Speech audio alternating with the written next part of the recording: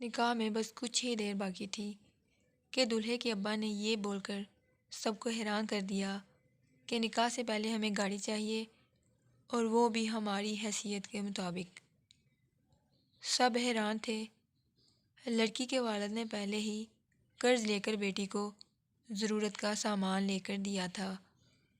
وہ اس کی فرمائش کو پوری کرنے کی نہ تو سکت رکھتے تھے، نہ ہی انہیں یہ امید تھی کہ جن کو وہ اپنے جگر کا ٹکڑا سونپنے جا رہے ہیں وہ اتنے کم ظرف نکلیں گے۔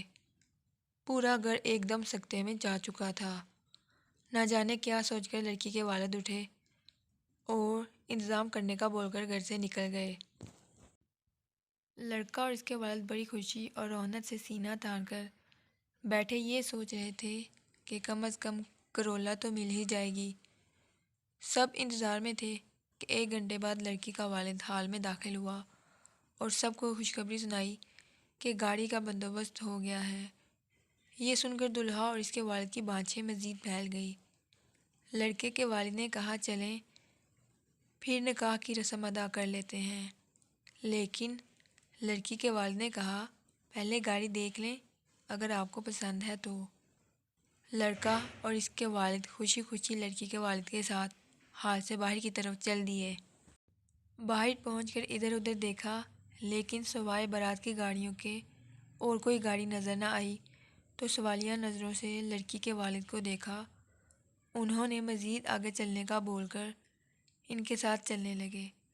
ہال سے تھوڑے فاصلے پر ایک گدھا گاڑی کے پاس پہنچ کر لڑکی کے والد رک گئے۔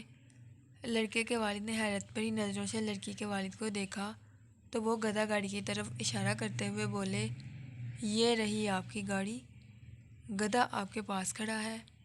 میرے خیال میں یہی گاڑی آپ کی حیثیت کے مطابق ہے، اور ہاں جاتے ہوئے کھانا کھا کر جانا، آج میں نے اپنی بیٹی کا صدقہ دیا ہے، بھکاریوں کو بھی ملے گا۔ اور مسکراتے ہوئے وہاں سے چل دیے۔